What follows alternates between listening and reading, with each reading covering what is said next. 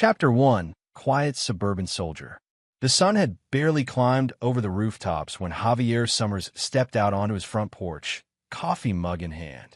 The quiet of the neighborhood was something most people would describe as peaceful. Kids' bicycles leaned against white picket fences, a sprinkler arced across a freshly mowed lawn, and a mailman in shorts waved from 2 houses down. For Javier, it was the kind of silence that didn't comfort, it made him listen harder. His neighbors thought of him as that polite, quiet guy who works from home. Freelance security consultant. That was the official title. The truth was different. Before this life of block parties and grocery store coupons, Javier had spent 12 years in the kind of places where the air tasted like gunpowder and every handshake was an opportunity for betrayal. Special operations, deep insertion, high-value targets, deniable missions. He was good at it. Too good, which was why they'd given him medals, and why they'd eventually told him to disappear. Now, on the surface, he was just another man in his late 30s, lawn trimmed, bills paid, marriage intact. At least, that's how it looked to the neighborhood. But Javier knew better than to trust appearances. Rebecca stepped out of the house behind him, dressed for work, navy pencil skirt, white blouse, hair tied neatly in that way that made her look like she belonged in a corporate brochure. She was beautiful, always had been, the kind of beauty that drew eyes in a room and never let them go. It was part of what had made Javier notice her years ago, back when he was still half in love with adrenaline. "Morning," she said, brushing past him toward her car. She didn't kiss him. Not unusual, but not right either. "You're leaving early," Javier said. "Yeah, meeting downtown." She didn't look him in the eye when she said it. Her phone buzzed in her hand, and she glanced down quickly, thumb flying over the screen before she slid it into her bag. Javier took a slow sip of coffee. Another one of those marketing meetings? She was already halfway down the driveway. He didn't push. Pushing never got you answers. It only made people more careful with their lies. When she drove away, Javier stayed on the porch, watching her taillights disappear around the corner. He wasn't suspicious because of anything obvious. No lipstick on collars, no perfume that wasn't hers. It was the little things, the kind of details that most people's brains filtered out, but his never could. Late nights at the office that turned into phone died, couldn't call. Showers at odd hours. Smiling at texts she wouldn't explain. The way her purse stayed zipped tight if he walked into the room. It wasn't that he thought she was cheating, at least not yet. It was that his instincts, honed in places where missing a single detail could get you killed, were whispering. Something's off. Javier's office was the converted second bedroom upstairs. For computer monitors, 2 phones, a printer that never worked when it was supposed to. On the desk sat a military challenge coin, black metal, no insignia, just weight. A reminder. He logged into his morning workload. A small business client who needed their network secured from phishing scams. A personal protection plan for a wealthy retiree who thought his son-in-law was embezzling. Easy work compared to his old life. But his mind kept drifting back to Rebecca. In the field, he'd been trained to catalog human behavior like a file system. You learned someone's normal before you could spot their abnormal. Rebecca's normal had shifted. That evening, she came home late. Javier was in the kitchen, chopping onions for dinner. "Sorry," she said, tossing her bag onto the couch. Traffic was a nightmare. "Where from?" he asked casually. "Downtown." She avoided his eyes again, heading straight to the fridge for a bottle of water. Javier nodded slowly. "I thought your meeting was this morning." She froze for a fraction of a second, just long enough for him to notice before smiling. I had another one this afternoon." The lie wasn't in the words. It was in the pause, in the way her shoulders stiffened ever so slightly. Over dinner, she talked about nothing, office politics, the price of gas, the neighbor's dog. Javier smiled, nodded, even laughed when appropriate. Inside, his brain was already working, quietly building a map of her new behavioral patterns. After she went to bed, he stayed in the living room, lights off, staring out the window at the quiet street. He remembered a briefing from years ago in a crumbling safe house in Kabul. The moment you stop listening to your gut is the moment you die. It wasn't death he was worried about now. It was the death of trust. The days followed a pattern.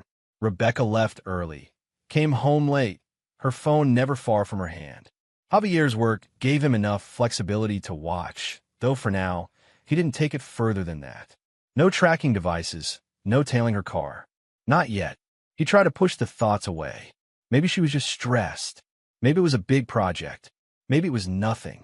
But maybe it wasn't good enough. In his world, maybe got you a flag-draped coffin.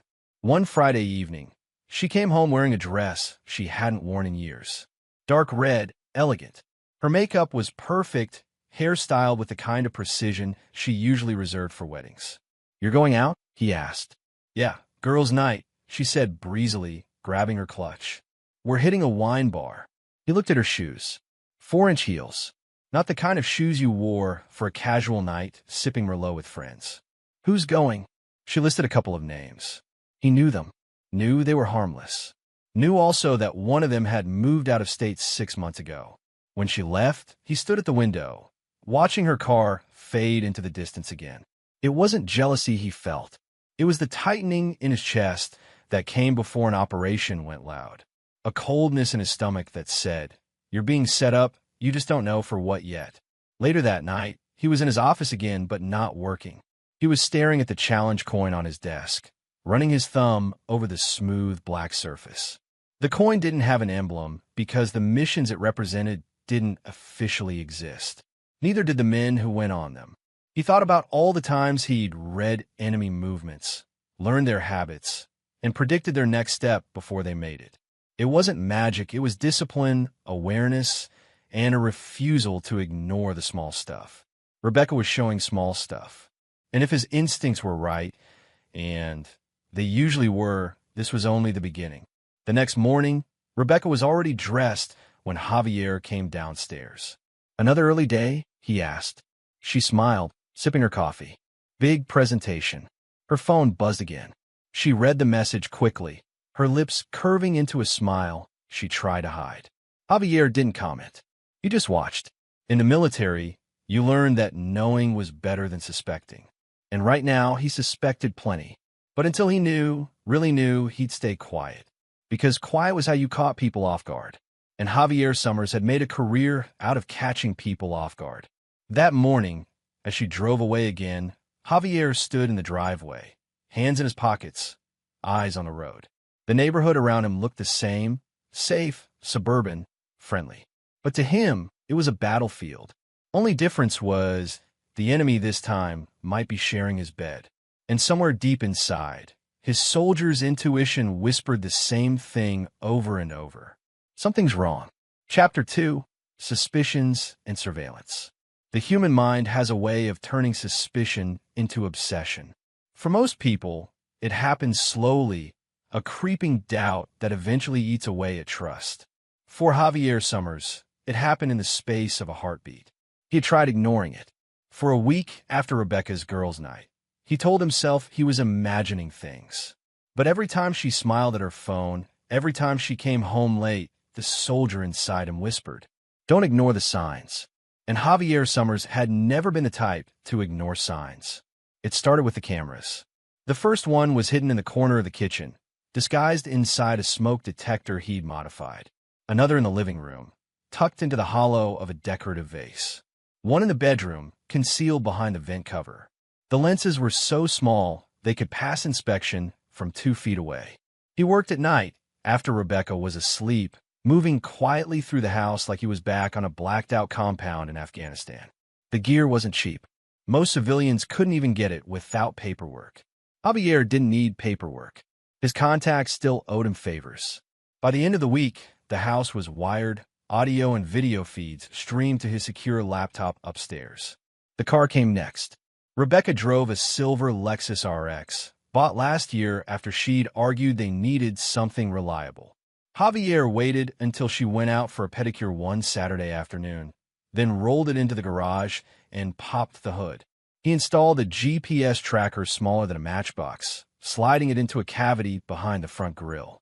It would ping her location every 30 seconds. Under the dashboard, he tucked a thin wire microphone, feeding into a recorder hidden under the passenger seat. When she came back, she didn't notice a thing. She just parked, kissed him on the cheek, and went upstairs to change. For 3 days, Javier collected data without even looking at it. That was the discipline. You didn't pounce on information. You let it pile up until patterns emerged. Then, on the 4th day, he sat down in his office with a mug of black coffee and opened the feeds. At first, nothing unusual: morning commutes, coffee runs, work chatter. But then, late Thursday afternoon, the Lexus didn't head toward her office after lunch. It went west, toward a strip mall. Javier clicked the drone icon on his second monitor. The drone wasn't the kind you bought at an electronics store. This one was military surplus, quiet, long range, with a 4K stabilized camera. He launched it from a park 2 miles away, guiding it to hover 100 feet above the strip mall. Through the lens, he spotted Rebecca's Lexus in the lot. She got out. She wasn't alone. A man leaned against a black Ford Explorer 2 spaces away, smiling. Sheriff's Department uniform, broad shoulders, sunglasses pushed up onto his head. Javier zoomed in. The patch on a man's arm read County Sheriff. The name tag, Morales. They didn't hug, not exactly, but they stood closer than strangers. Rebecca laughed at something he said, brushing her hair back in that unconscious way she always had when she was trying to impress someone. Morales, Nick, according to the tag, gestured toward the coffee shop. They went inside together. Javier didn't flinch, didn't curse. His face stayed as calm as if he were watching a weather report. But inside, his pulse thudded with the slow, heavy beat of restrained violence. That night, when Rebecca came home, Javier was on the couch watching a documentary about deep-sea divers. "How was work?" he asked. She kicked off her shoes. "Long. I'm exhausted. Traffic bad. Terrible." He smiled faintly, as if satisfied with the answer, and returned his eyes to the TV. He didn't tell her he knew she hadn't even been on the highway at rush hour. He didn't tell her he'd watched her sit across from a uniformed man for 45 minutes, her hand brushing his twice on the table. This wasn't the time for confrontation. Not yet. The next few days became an exercise in control. Javier reviewed footage each night, headphones on, eyes locked to the screens. The kitchen camera caught her on the phone, whispering in the pantry. The GPS logs showed her stopping at the same coffee shop 3 times in a week. The drone footage revealed Nick Morales' pattern, always arriving first, leaning casually against his SUV, like he owned the place. There was nothing overt enough to prove anything beyond friendly, but body language didn't lie. Morales stood too close. He angled his torso toward her every time she spoke. His smile lingered a fraction too long. Javier noted everything: timestamps, locations, distance between them. One afternoon, he tailed them. Not in the obvious way. He didn't get into his own car and follow. He parked a mile away and used the drone again, shadowing them as they left the coffee shop. They didn't go back to work. They drove to a public park, sat on a bench under a tree, and talked for half an hour. No touching, but Rebecca's laughter carried even through the drone mic when the wind shifted. When Morales left, he put a hand briefly on her arm. A short, casual touch. But Javier saw the way she froze, not in discomfort, but in hesitation. That night, Rebecca curled up next to him on the couch, watching a sitcom. "You're quiet tonight," she said. "Just tired." She glanced at him, then back at the TV. "You should take a break from work." Javier smiled faintly. "Maybe I will." She didn't know the kind of work he was doing now. By the end of the week, the picture was becoming clear. Nick Morales was no stranger. He was inserting himself into Rebecca's life with the confidence of a man who thought he had a chance. Javier's boiling rage stayed deep under the surface. He'd been trained to control his breathing in combat, to lower his heart rate before pulling a trigger. This was no different. Emotions got in the way of precision. So he kept collecting, kept watching, kept waiting. The soldier in him knew the rules. Never strike without knowing the full field. Never show your hand until the trap is ready. And Nick Morales had no idea there was already a trap being built around him, piece by piece, angle by angle, frame by frame. Chapter 3: Discovery of the Affair. It happened on a rainy Thursday night. The kind of night where streetlights bled into wet asphalt and the air smelled faintly of ozone. Javier sat in his upstairs office, the glow of 3 monitors painting his face in cold light. One screen showed GPS tracking data from Rebecca's Lexus.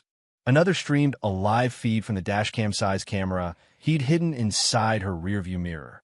The third displayed audio waveforms from the bug under her dashboard. She was supposed to be at a girls' night in Midtown. Instead, the Lexus had taken the off-ramp toward Route 19. Javier leaned forward, scrolling the zoomed-in map. Route 19 didn't lead to Midtown. It led to the outskirts, an industrial stretch dotted with diners, bars, and budget motels. He switched to the camera feed just as her headlights swept into the parking lot of the Riverside Inn, a squat, brick-sided place with flickering neon. A black Ford Explorer was already there. Nick Morales stood beside it, hands stuffed into his jacket pockets, scanning the lot. When Rebecca's car rolled in, his face lit up in a smile that was far too familiar for a man who was just a friend. Javier's jaw tightened, but his breathing stayed even. Through the mirrored lens, Javier watched Rebecca step out of the Lexus. Her coat was belted tight, hair perfect despite the drizzle. She looked around quickly, checking, not for him but for anyone. Then she crossed the distance and went straight into Nick's arms. The kiss wasn't a friendly peck. It was slow, deliberate. When they finally broke apart, Nick leaned down, murmuring something against her ear. The bug in the dashboard caught the faint sound once they were back in the car. Voices close to the mic. "Missed you." "I missed you too," Rebecca's voice answered, soft and low. Javier didn't blink, didn't rage. He simply clicked another window open and started recording the feed. The next 20 minutes played out like an operation briefing. Nick drove the Explorer around to the back lot. Rebecca followed in the Lexus. They parked side by side. Both got out, looking around once more before slipping into a side entrance of the motel. Javier noted the timestamp, 9:42 p.m., and the room number visible when the door closed. 2:14. He didn't watch the rest live. He'd seen enough in the field to know when something was conclusive. Instead, he cued the hallway camera he'd placed weeks earlier, an innocuous fire alarm housing mounted high in the corner outside room 214. The footage showed them re-emerging an hour and a half later. Her hair was tousled. His uniform shirt was half-buttoned, tie stuffed into his pocket. When they kissed again before parting, it was unhurried, lingering, ending with a whispered "I love you" from Rebecca that the hallway mic barely caught. The next morning, over breakfast, Rebecca scrolled her phone and smiled faintly. "How was your night?" Javier asked casually, sipping coffee. "Fun. Lisa brought that new Cabernet she's obsessed with." Javier buttered his toast. "Where'd you guys meet again?" She didn't look up. "That little wine bar on 5th. He chewed slowly, nodding. "Sound nice." Inside, there was no turmoil, no heartbreak, just calculation. In his world, once you had confirmation, you built the file. Over the next 3 weeks, he did exactly that. Every time they met, he logged it: date, time, location, weather conditions, duration. The GPS tracker showed they alternated between the Riverside Inn and another motel off Highway 8. The audio recordings grew more explicit. Laughter turned to gasps. Whispers turned to promises. Rebecca spoke to him in a tone she hadn't used with Javier in years. Nick, for his part, talked like a man who thought he'd already won. In the evenings, Javier would sit at his desk, headphones on, listening not as a husband, but as an operator studying a target. He noticed the tells in Nick's behavior, how he avoided taking Rebecca anywhere public, how he insisted they park in the back, how he checked his watch like a man working around someone else's schedule. He also picked up on details from Nick's casual conversation. "Debts, they're calling about the truck again. Gonna have to take on more overtime. Drinking, stopped at O'Malley's before meeting you, just needed to unwind. Temper, some punk at the gas station thought he could mouth off. I straightened him out. Ambition, sheriff's seat, is opening up next year. With the right push, I could get there." Javier kept a separate file, just on Nick Morales. Background checks, property records, credit reports, everything was either public record or could be obtained through the kind of databases civilians didn't know existed. Nick's debts were deep. Max credit cards, a truck loan in arrears, a second mortgage barely kept afloat. His disciplinary file at the sheriff department had 2 write-ups for excessive force that somehow never made the papers. He'd run for union rep twice and lost. Javier also found something else, a wife named Karen. Married 7 years. No kids. One night, Rebecca came home later than usual, cheeks flushed, hair windblown. Traffic? Javier asked from the couch. She kicked off her heels. Don't even get me started. He muted the TV. You ever think about taking a different route? You know, avoid the worst of it. She smiled tiredly. Maybe, but I like the drive. Javier gave a short nod, as though satisfied. She went upstairs to shower. He waited until he heard the water running before pulling out his phone, opening the GPS log. She hadn't been anywhere near the highway. By now, the affair wasn't a suspicion. It was a confirmed operation. She had her story. He had the truth. And truth was leverage. Javier didn't need to storm into a motel room or throw punches in a parking lot. That was emotion. Emotion got you sloppy. What he needed was to watch, record, and learn until the picture was complete. Every detail mattered. Nick's preferred meeting times. Rebecca's choice of perfume on those days.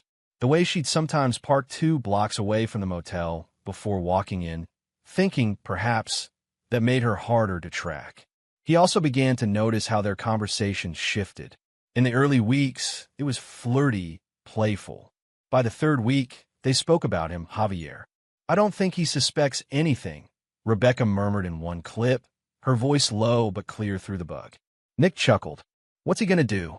He's just a computer guy, right? Javier smiled at that one. Not because it was funny, but because it told him exactly how much Nick underestimated him. And underestimation was a weapon all its own. By the end of the month, Javier's file on Nick Morales was thick enough to fill a briefcase. The man's patterns were predictable, his weaknesses glaring. Rebecca's were even more so. Javier didn't feel heartbreak. He didn't feel betrayal in the way most men did. What he felt was a sharpening of focus. This wasn't about winning her back. This was about control. And control required patience. So he closed the laptop one night, leaned back in his chair, and stared at the ceiling for a long moment. The plan was forming. Nick Morales had debts. He drank too much. He had a temper. He wanted power. And Javier Summers had just decided to use every single one of those things against him. Chapter 4, The Setup. The file on Nick Morales was thick enough to crush a desk drawer. Dates, times, video clips, financial records, disciplinary reports, all of it neatly cataloged. Javier had the proof. Now he needed the stage. This wasn't going to be a screaming match in a driveway or a fistfight in a parking lot. Those were messy, public, and left trails. No, this had to be precise, contained, and entirely on his terms. He needed Nick alone with Rebecca, in a setting where Javier could control the angles and the narrative. The perfect stage was a traffic stop. The first step was getting Rebecca's license plate flagged in the county system. Javier spent 2 hours in his upstairs office, fingers flying across the keyboard, accessing networks he wasn't supposed to know existed. The county sheriff's department server wasn't exactly a fortress. It relied on outdated security protocols, the kind you could peel apart if you'd ever worked in signals intelligence. Javier had. By the time the sun came up, Rebecca's plate number was sitting in the possible vehicle of interest database. Not enough to prompt an armed response, but enough to trigger a pullover if a certain deputy happened to run it. That certain deputy part was trickier. Javier couldn't leave it to chance, which meant calling in a favor. He scrolled to a number he hadn't dialed in over a year and hit call. Christ, Javier Summers. A gravelly voice answered on the second ring. Didn't think you were still breathing. Still breathing, Javier said. Still working. The man laughed. You calling to reminisce about Fallujah? Or, is this business? Business, Javier said. I need a particular deputy to get a particular traffic stop. Uh-huh. And you figure dispatch can make that happen. You still in the chair on B shift. A pause. Yeah. Who's the deputy? Nick Morales. Another pause, heavier this time. Morales is a cowboy. What's your play? Javier's tone stayed flat. Nothing that'll splash back on you. I just need him in the right place, right time. The voice sighed. Send me the plate and the window you want it run. I'll make sure it's on his screen. Javier ended the call without another word. Next came a gear. He opened the long, narrow gun safe at the back of his closet Not the one Rebecca knew about, but the hidden panel behind the shelving. Inside was a lifetime's worth of tools. Suppressed pistols, compact carbines, blades balanced for throwing, bundles of zip ties, encrypted comm units. For tonight, he didn't need the carbine. He selected a short-barrel 9mm with a threaded suppressor, slipped it into a pancake holster under his jacket. In another compartment, he pulled out a slim recorder about the size of a credit card with a high-gain mic. It would pick up every word within 20 feet. Then came the armor. Not full tactical body armor. That would be too conspicuous, but a custom-cut Kevlar vest under a matte black windbreaker. Last, a pair of gloves. Leather, unlined. They didn't just protect, they erased fingerprints. By early evening, he was in motion. He knew Rebecca's Thursday routine by heart now. She'd leave the house at 7:15, dressed like she was going to dinner with friends. Tonight, she was wearing a deep green dress, hair straightened, makeup perfect. Going out, he asked from the doorway as she grabbed her clutch. "Yeah, girls' night," she said with the same breezy tone she always used. He smiled faintly. "Have fun." She left without noticing that his car wasn't in the driveway. He'd parked 2 streets over. Javier tailed her without ever being behind her.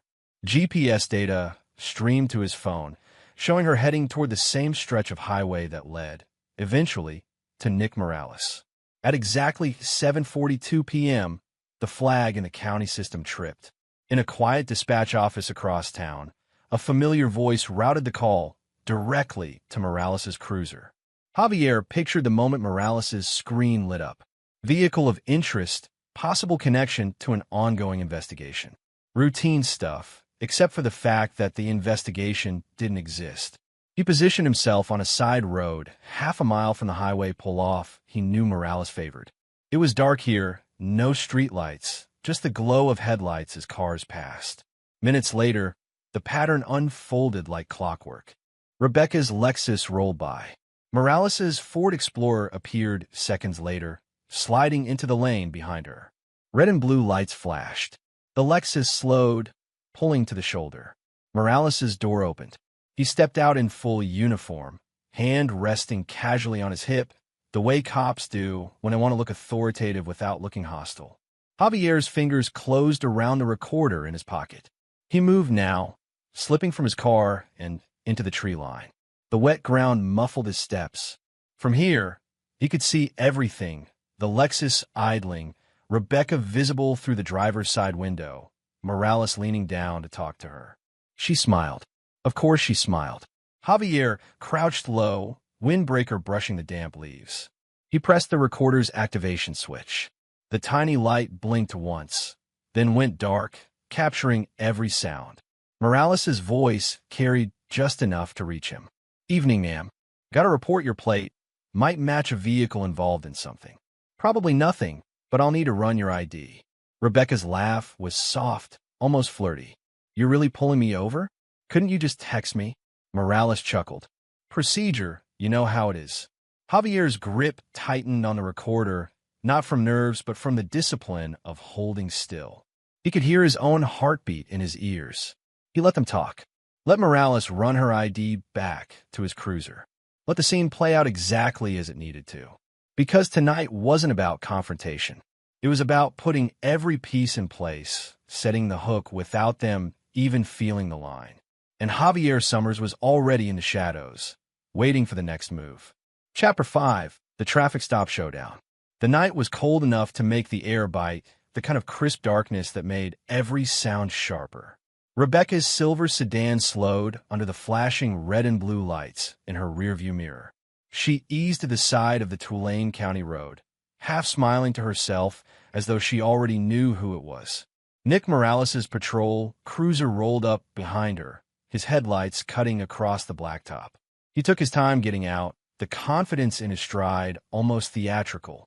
The brim of his sheriff's deputy hat shadowed his eyes, but Rebecca recognized his smirk immediately. "Evening, ma'am," Nick said with a low chuckle as he leaned in toward the driver's side.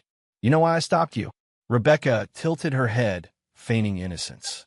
"Speeding," she teased, her voice sugary and dripping with an inside joke only the two of them understood.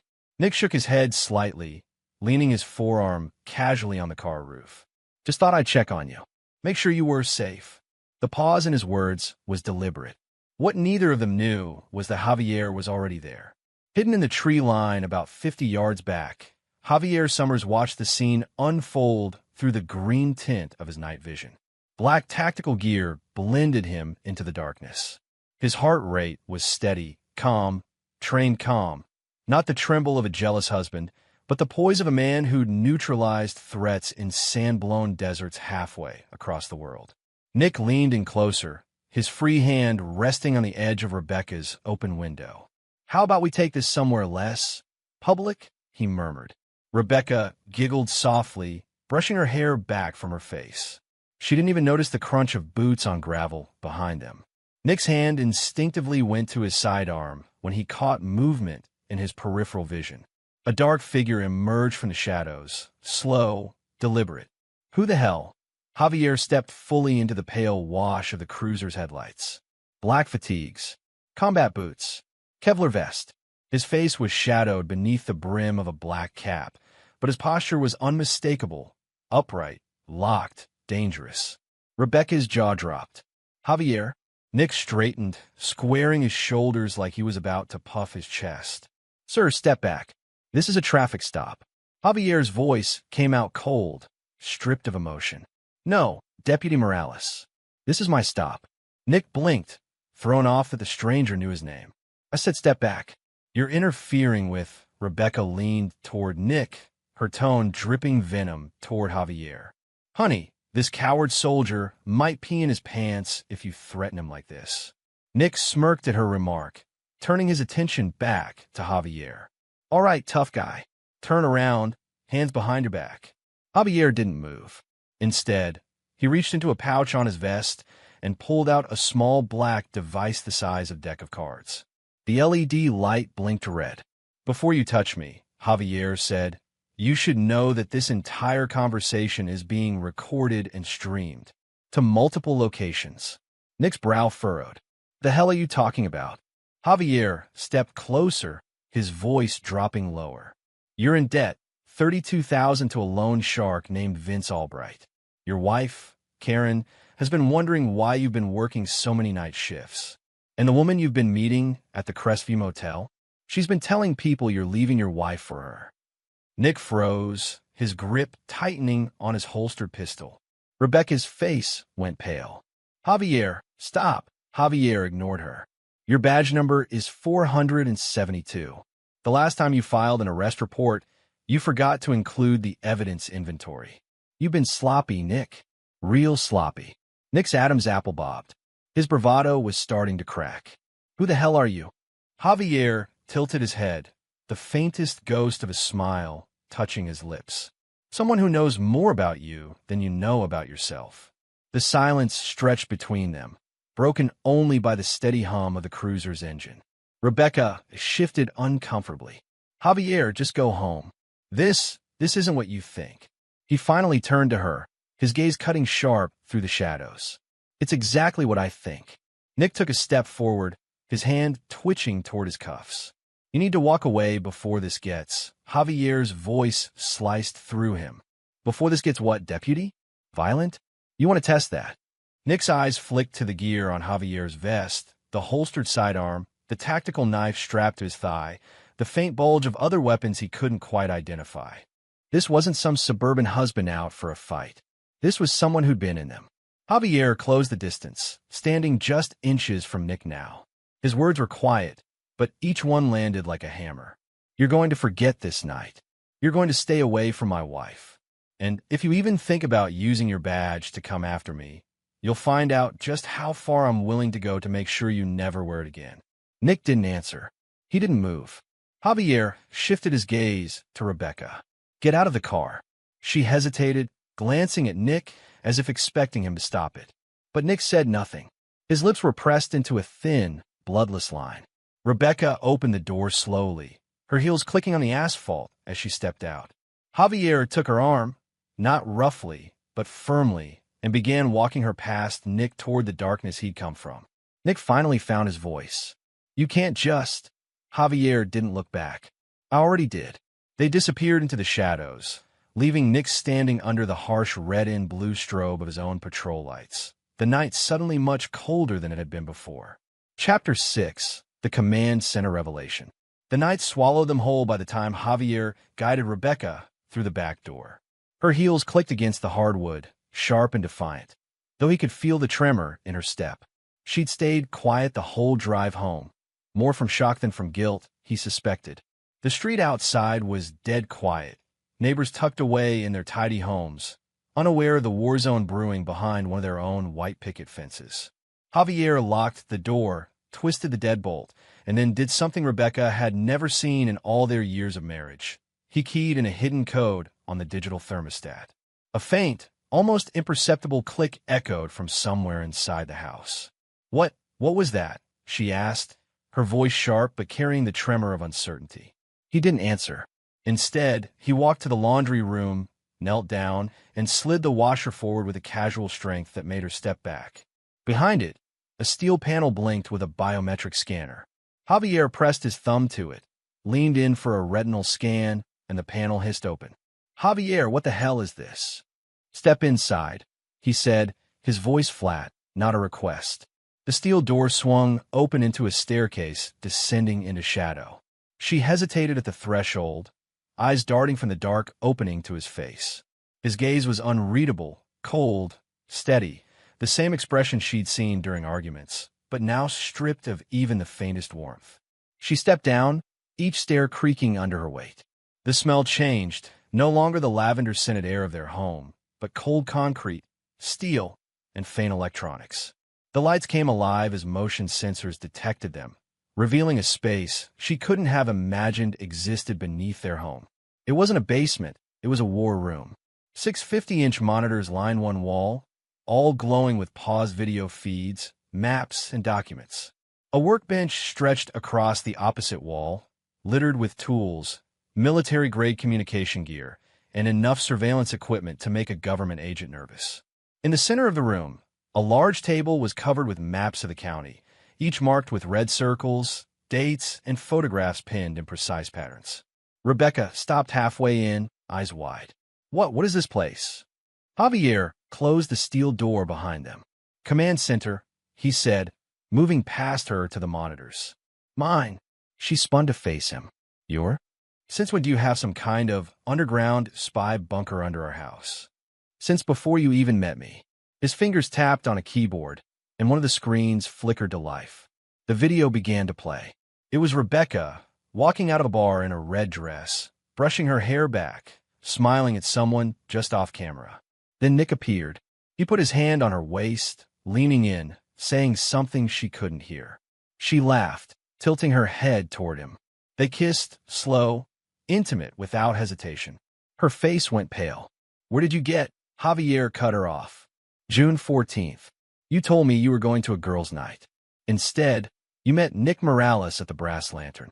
You left together at 11:47 p.m. You checked into the Sunset Motel on Route 9 under the name Mr. and Mrs. Collins. Room 12. He didn't raise his voice. He didn't have to. The facts landed harder than any shout could. Another monitor came to life, different footage. Rebecca getting into Nick's truck, Nick's hand sliding over her thigh. Later, the two of them in the corner booth of a quiet diner, their heads close together. The camera's microphone caught muffled laughter, the distinct phrase, "I love you." Rebecca's voice cracked. "You've been spying on me?" "I've been watching you," Javier corrected. "There's a difference. Spying is for strangers. This is called verification." She took a step back. You planted cameras? In your car. In the house. In the motel room you thought was safe." Her mouth opened, closed, then opened again. That's what I do," Javier said, turning to face her fully for the first time since they entered the room. "You think I was just some soldier who came home and started fixing fences for a living? No. Special operations. Black ops. Missions that never made the news. People who never existed on paper. I was the ghost they sent in when no one else could finish the job." She stared at him as though seeing him for the first time. "You kill people?" "Sometimes," he said bluntly, "when a mission required it." Rebecca's knees almost buckled. She glanced around at the room again, the walls suddenly feeling like they were closing in. Why are you telling me this now? Because now it matters. He pressed another button, and the monitors changed again. This time, the images weren't of her and Nick, they were of Judge Harold Miller, her father. Public appearances, courthouse steps, handshakes with city officials. But mixed in were grainy photos of him in private meetings, dimly lit restaurants, a golf course, the back room of a cigar lounge. In every single one, the same man appeared at his side, a man Rebecca recognized from news reports. Vincent Kellerman, head of the Kellerman crime family. Her voice came out in a whisper. That's Kellerman, Javier finished. Your father's been meeting with him for years. And guess who's been playing errand boy for that little partnership? He switched the screen again. There was Nick, in uniform, handing a manila envelope to another officer in a dark alley. Another clip showed Nick in casual clothes, talking to Kellerman's driver. The last clip was the most damning. Nick, your lover, sitting across from Kellerman himself in that same cigar lounge, shaking hands. Rebecca's head shook slowly, disbelief fighting reality. Nick works for Kellerman? Javier stepped closer, his voice a low, controlled growl. Nick's not just a dirty cop. He's the link between your father's bench and Kellerman's empire. He feeds him intel, buries charges, makes sure the wrong people stay out of prison. And you've been in his bed, giving him everything he needs to get even closer to your family. Her hands trembled. I didn't know, no, Javier said sharply. You didn't care to know? You were too busy sneaking around, telling yourself it was harmless, that you deserve a little fun while your boring soldier husband worked late nights. She swallowed hard, her eyes glassy. I thought you didn't notice. I thought you thought wrong. The silence that followed was suffocating. The hum of the monitors was the only sound between them. Rebecca looked from one damning image to another, her mind spinning. The affair had felt like a private rebellion against a husband she thought had grown distant, maybe even weak. Now she was seeing it for what it really was, an open door sheet handed to a man tied to criminals, to a network that reached right in her own bloodline. Her voice was small. Javier, what happens now? Javier didn't answer right away. He simply turned off the monitors one by one, leaving the room in dim light. Now, he said, you start to understand exactly how far this goes. And with that, he stepped past her, heading toward the steel door, leaving her alone with the weight of every truth she'd just heard. Chapter 7, Turning the Tables. Rebecca sat stiffly in the chair across from Javier in the dim light of the command room. The monitors still glowed with frozen frames of her and Nick, hotel lobbies, parking lots, intimate moments she could no longer deny. Her hands were clasped together in her lap, fingers twisting nervously. Javier stood, hands resting on the table, his gaze drilling into her like a sniper's sight. Rebecca, he said evenly, you're going to start working for me now. She scoffed, but her voice wavered. Work for you? What is this? This Javier cut in sharply. Is the only way you walk out of this without losing everything. Her eyes darted toward the screens again. You wouldn't. Javier leaned closer, lowering his voice to a dangerous calm. I've already done worse to worse people. You think I won't? You've been running around with a sheriff's deputy who's tied to organized crime.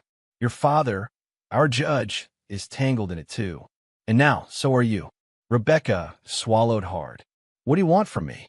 I want information, Javier said. Details, conversations, where Harold goes, who he meets, what he says. And Nick texts, calls his drinking spots his debt collectors. You keep your ears open and your mouth shut. Feed me everything. She hesitated, arms folding protectively. And if I say no? Javier straightened, eyes cold. Then I dump this, he tapped the screens, on every media outlet, police department, and courthouse in the state.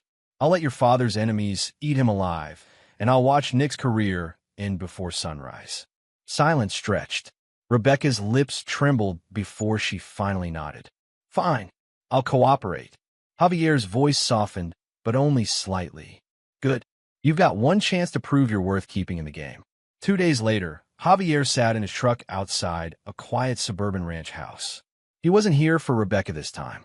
The porch light flickered on, and a woman stepped out, late 30s, athletic build, brunette hair tied back. She carried herself like someone who'd had to hold a family together by herself for far too long.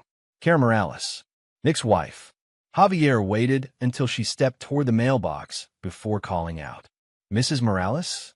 She stopped, squinting at him. Do I know you? No, Javier said, stepping forward with calculated slowness. But I know your husband. Her expression froze instantly. If you're here to complain about some traffic ticket, Javier shook his head. I'm here because you deserve to know the truth. He pulled a small envelope from his jacket and held it out. Karen eyed it suspiciously, then took it. She opened it, brows knitting as she flipped through printed photos. The breath left her in a sharp exhale. That son of a... She cut herself off, her voice shaking. When were these taken? Past 6 months, Javier said. Your husband's been using his badge as cover for private meetups with my wife. Motels, bars, back alleys. I have video too. Karen stared at the photos, her jaw tightening. Why are you telling me this? Because Nick's the type who thinks he can bury his mistakes, Javier replied. I'm making sure he doesn't bury you in the process. Do with it what you want. But if you want to make it public, I can make that happen fast. Karen looked up at him, a storm gathering in her eyes. Oh, I'll make it public. You can count on that. 2 nights later, the county's law enforcement fundraising gala was in full swing. Local politicians, donors, and department heads filled the room. Javier wasn't there, but his drone was quietly perched on a rooftop outside with a camera zoomed in through the banquet hall windows. He watched from his command center as Karen Morales made her move. She was a vision of icy control in a sleek black dress, standing at the podium during an open mic donation segment. I want to thank everyone here for supporting our brave deputies, she began, voice steady. But I also want to remind everyone that integrity starts at home. And sometimes it's not there. Murmurs rippled through the crowd. Karen smiled, sharp and merciless, and pulled out an enlarged photo from the envelope Javier had given her. This is Deputy Nick Morales, she said, taken during his on-duty hours. That's not me in the photo. That's another man's wife. The crowd erupted. Some gasped, others whispered in shock. Nick, standing near the back, went pale. Javier zoomed in on his face through the drone feed, every twitch, every flinch. Karen finished with a venom-laced smile. Our deputies should serve the people, not serve themselves. She dropped the photo on the podium and walked out, head high. Javier leaned back in his chair, satisfied. One domino down. The next target was Harold Miller, Rebecca's father. Javier didn't bother with subtlety. He called Harold's private chambers directly, his voice calm but loaded with intent. Judge Miller. Who is this? Harold's tone was clipped, irritated. Someone who knows about your meetings with the Kellerman family, and about how you used Deputy Morales to pass messages. I also know about the offshore account in Belize. A long pause. You're bluffing. Javier smiled to himself. Check your personal email. I've sent you a fraction of what I have. The line went silent. Javier pictured Harold scrolling through the files, meeting transcripts, bank statements, phone logs. Enough to make a man sweat through his expensive suit. What do you want? Harold finally asked. You're going to start handing down rulings that I approve, Javier said. Bail decisions, case dismissals, quiet transfers, nothing flashy. And you're going to keep your hands very clean in public. Harold's voice hardened. If I refuse, then I release everything to the state ethics board, the feds, and your political opponents. And I'll make sure your friends and the Kellerman family know you're the one who leaked. Another silence. Then, fine, send me the list. Javier's voice was almost friendly. Good man. We'll be in touch. That night, Rebecca came down to the basement, standing in the doorway as Javier typed at his workstation. You've been busy, she said softly. Javier didn't look up. You've been useful. I gave you what you asked for. And I used it, he said. Nick's career is in free fall. Your father's under my thumb. The Kellermans are going to start feeling the shift soon. Rebecca lingered in the doorway, chewing her lip. So what happens now? Javier finally turned to her, his eyes like steel. Now, we wait for the next opening. And with that, Javier leaned back in his chair, the quiet hum of the monitors filling the room. His enemies were starting to feel the pressure, and for Javier Summers, that was just the beginning. Chapter 8. Striking the Kellermans. The rain fell in slow, deliberate sheets over the city, the kind of weather that made honest men stay indoors and criminals feel bold. Javier Summers stood in the corner of a shadow-drenched parking garage, eyes locked on a silver Mercedes S-Class 2 levels down. Maurice Gonzalez, the Kellerman's money launderer, accountant, and occasional fixer, had just finished his Friday night meeting with two of his underlings. Javier had been following him for weeks, tracking his habits, noting when he was alone, when he was protected, and when the armor came off. Tonight, Maurice was alone, and tonight, Maurice would have an accident. Javier adjusted the earpiece snug in his ear. Static crackled softly, a background hum that kept him centered.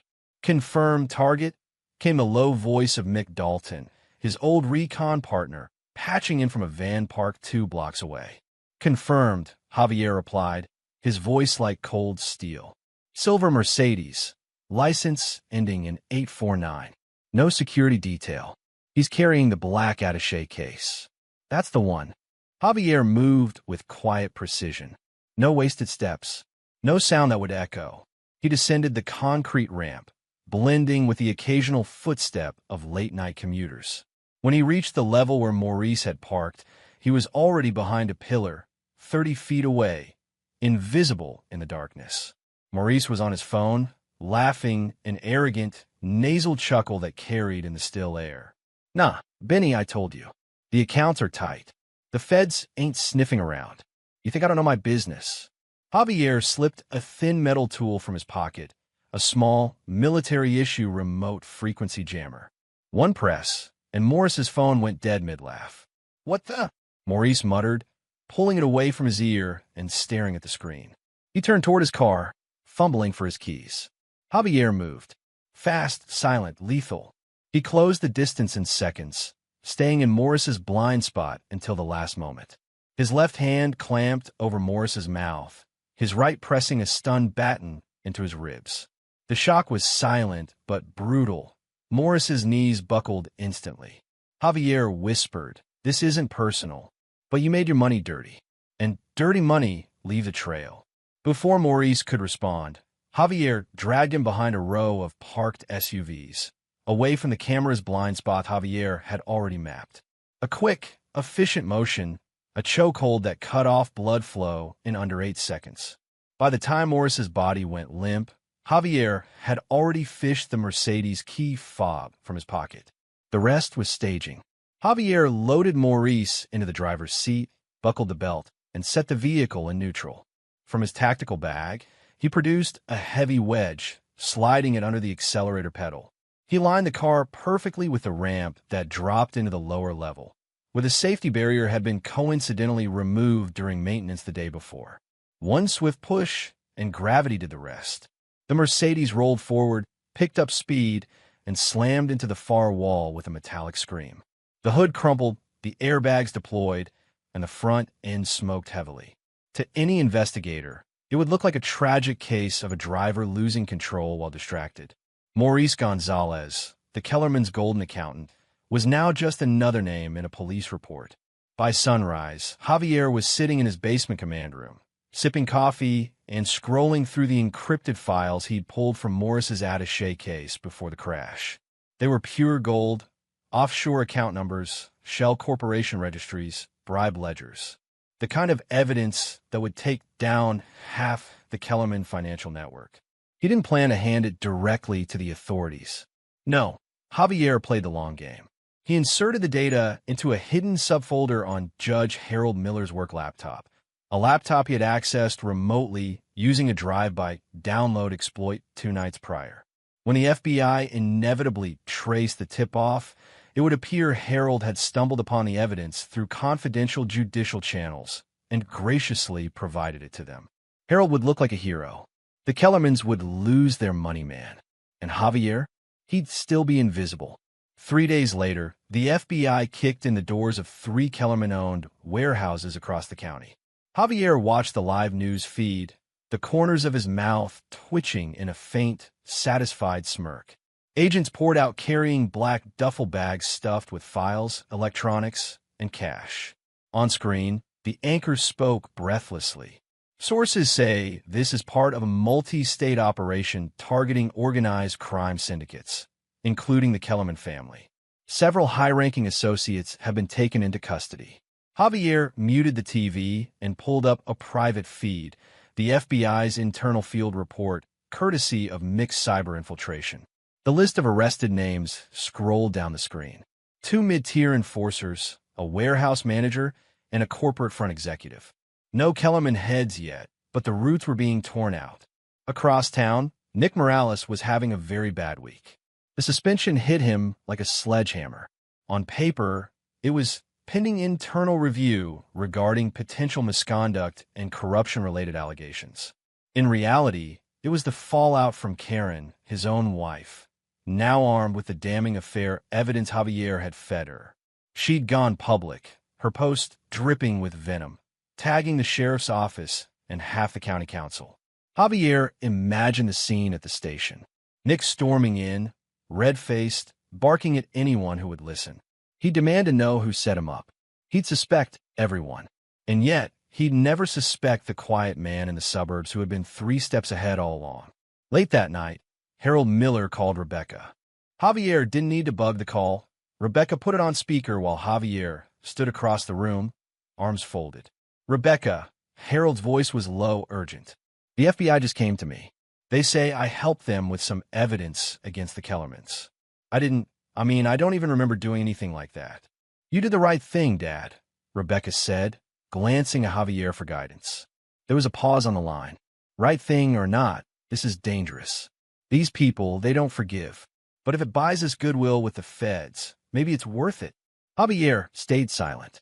Harold was already buying into the story. That was enough for tonight. 2 days later, the headlines read, "FBI strikes major blow to Kellerman crime family. Local judge crucial in case." Harold Miller's photo was front and center, shaking hands with a federal prosecutor. His smile was measured, almost cautious, but it was there. Javier closed the browser and leaned back in his chair. The first domino had fallen. The Kellermans were weaker, their allies shaken, and their money pipeline severed. Harold was rising politically, oblivious to how his heroism had been orchestrated.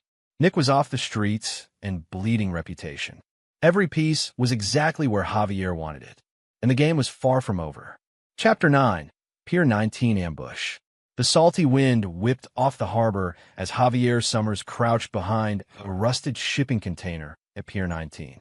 Night had settled like a shroud over the dockyard, the only light coming from the flickering lamps mounted on cranes and warehouse roofs. The scent of brine and diesel mingled with the faint hum of distant ship engines. Javier's breath came slow and controlled through the tactical mask. Every detail of the operation was etched into his mind. Sniper positions secured, escape routes mapped, explosive charges carefully planted beneath the main loading dock. He tapped his earpiece. "Positions check," he whispered. "Alpha team in place," came the calm reply from Mick Dalton. "Bravo team ready," another voice confirmed. Javier's gaze scanned the empty pier ahead. Tonight was the night he would dismantle the Kellerman's grip once and for all. The plan was simple. Lure Edgar Swanson, the shadowy boss of the Kellerman family, into a controlled kill zone. No loose ends, no collateral damage, just clean and final. As he adjusted his scope, a sudden movement caught his eye, a figure approaching the far end of the dock, footsteps light but purposeful. Javier's heart skipped. It was Rebecca. Her heels clicked softly against the concrete, eyes darting nervously. Javier's earpiece crackled. "Is that Rebecca?" Javier hissed through the mic, "Get out of there. Now." But Rebecca was already weaving through crates, a second figure trailing closely behind. Nick Morales. Javier's jaw tightened. She was supposed to stay away. She was supposed to trust him. Minutes later, Javier watched as Rebecca stopped near the meeting point, her voice urgent but hushed. Nick's head whipped toward the shadows, fingers twitching near his holster. "I don't care what you think, Javier. You're not the only one with stakes in this." Rebecca's tone was desperate, pleading. I had to warn you. Javier's fists clenched. The carefully laid trap was unraveling. Then the gunfire erupted. Crack! Crack! Bullets tore through the air, ricocheting off metal crates. The silence of the pier shattered as armed men stormed the meeting point. Javier dove behind cover, heart hammering as he surveyed the chaos. Swanson's men were skilled, guns blazing, tactics precise. He tapped his comm. Engage. Target Swanson. Protect civilians. From his sniper nest, Javier picked off 2 attackers moving behind a fuel container. His shots were surgical, silent. One went down before he could blink. The other didn't make it past the second round. On the ground, gunfire flared closer. Javier rolled, firing burst from his rifle, pushing forward toward the main warehouse. Suddenly, a shout. Javier! Nick's hit! Javier's head snapped toward the voice. Nick staggered, clutching his abdomen, blood blossoming through his fingers. A bullet had pierced his side. Javier didn't hesitate. He raced to Nick's side, dragging him behind a stack of crates. Nick's face was pale, sweat beading on his forehead. You'll be okay, Javier muttered, pressing a hand firmly against the wound to stem the bleeding. Hold on. Nick coughed, grimacing. I'm sorry for everything. Javier's eyes hardened. Don't waste your breath. Meanwhile, Rebecca was pinned down nearby, trembling but watching Javier move with deadly precision. She saw him dispatch 2 more gunmen, then zero in on Edgar Swanson himself, a tall, burly man moving with a predator's grace despite his years. Swanson fired wildly, yelling curses, but Javier was faster. A single bullet hit Swanson's shoulder, and he staggered, clutching the wound. Javier closed the distance, switching to his sidearm as Swanson drew a pistol. The 2 men collided in brutal close-quarters combat. Steel slammed against steel. Javier's training took over. He disarmed Swanson with a swift move and pressed the barrel of his gun to the man's temple. Game over, Javier said, voice low but absolute. Swanson's defiant glare flickered once before his eyes rolled back. Javier pulled the trigger. The firefight was over. Javier looked back toward Rebecca, who was shaking as she emerged from cover. He grabbed her arm, pulling her close. We're done here, he said. She nodded, tears streaming silently down her cheeks. Javier turned back to Nick, who was still barely conscious but stable. He quickly applied a makeshift tourniquet from his tactical kit. Mercy doesn't mean forgiveness, Javier said coldly, eyes locked on Rebecca. Remember that. Rebecca swallowed hard, the weight of the night crushing her resolve. The sirens wailed in the distance as backup arrived. Javier carried Nick carefully toward the extraction point, knowing this was only the beginning of a war far from over. Chapter 10: Aftermath and Departure. The courtroom was silent, except for the scratch of pens and the occasional shuffle of papers. 6 months had passed since the violent showdown at Pier 19, 6 months of investigations, indictments, and the slow, grinding collapse of the Kellerman Empire. Javier Summers sat rigidly in the back row, his hands clasped loosely in his lap. The judge, none other than Harold Miller, looked down from the bench, his face a mask of practiced solemnity. The divorce decree was read aloud, cold and final. Rebecca Miller Morales was awarded nothing. No house, no assets, no alimony. Based on the evidence presented and the conduct of the parties, Judge Miller intoned, the court finds in favor of Mr. Summers. The marriage is hereby dissolved. Rebecca's lips pressed into a thin line. She looked at Javier, her eyes hollow but resigned. He gave no reaction. There was no relief, no gloating, only the steady calm of a man who had long ago made peace with the cost of his choices. Later that afternoon, Rebecca sat on the threadbare couch in a modest apartment on the city's outskirts. The place was cluttered with medical equipment. A wheelchair parked beside the door, a stack of medication bottles on the table. Nick Morales was there, slumped against pillows, his face pale and drawn. The bullet wound from Pier 19 had left him permanently disabled, his leg now a useless appendage, the pain a constant reminder of his recklessness. Rebecca reached out, clasping his hand tightly. I'm sorry, Nick. I didn't want any of this to happen. Nick gave a weak smile. You didn't have a choice. We're both trapped now. She closed her eyes, guilt weighing heavily on her chest. Staying with Nick was her penance, her way of making up for the years of betrayal and destruction. Meanwhile, in the polished chambers of the county courthouse, Harold Miller sat behind his desk, a satisfied smile playing on his lips. His political capital had soared since the FBI raids. Official statements praising his instrumental role in the Kellerman takedown were circulating in local news. Harold accepted interviews with ease, playing the part of the upstanding judge who had cleansed the city's corruption. Behind closed doors, Harold poured himself a glass of bourbon, the amber liquid catching the light.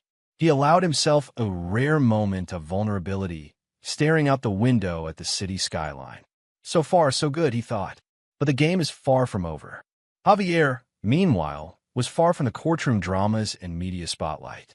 His military record had been quietly expunged, classified operations, deep cover missions, and off-the-books actions wiped clean in bureaucratic backchannels. A small victory, but one he hadn't sought. The night before his departure, Javier packed his duffel bag methodically in the sparse guest room of his old suburban house. The walls, once filled with family photos, were bare. His phone buzzed, a secure line from an old commander. "Summers, mission briefing is ready. You're up in 48 hours. Classified. No questions." Javier's jaw tightened. Understood. He glanced once more around the empty room, then stepped outside. The air was cool, tinged with the scent of impending rain. At the airport, Javier waited alone near Gate 17. His black tactical jacket was folded neatly over one arm. His eyes scanned the crowd. Soldiers returning from deployment, families reunited, travelers lost in their own worlds. Suddenly, a familiar voice called out, tentative but filled with regret. "Javier." He turned slowly. Rebecca stood there, her face pale, eyes rimmed red from sleepless nights. I'm sorry," she said quietly, "for everything." Javier studied her for a long moment, then shook his head slightly. "Forgiveness," he said, voice low and steady, "is for people who deserve second chances." Rebecca's lips parted to argue, but Javier simply turned away. The boarding call echoed through the terminal. Javier picked up his bag and walked toward the gate. As the plane's engines roared to life, Javier settled into his seat, the world outside the window blurring into streaks of light. He was vanishing again into shadows, into wars nobody would know about, into missions that demanded silence and precision. This was his true life, a predator among ghosts. And this time, there would be no turning back.